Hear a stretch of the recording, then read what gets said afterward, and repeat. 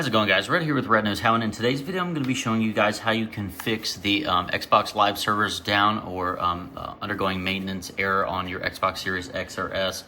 Basically what you can do is you can go online or go to Xbox support just to check the status of it. So if you go here, you can see up here, it would be good. Another thing you can do is you can search it. You can Google it. So let's see here. Xbox Live status.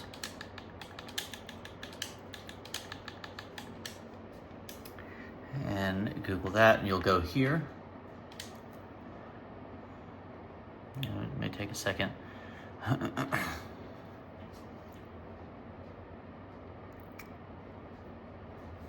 All right.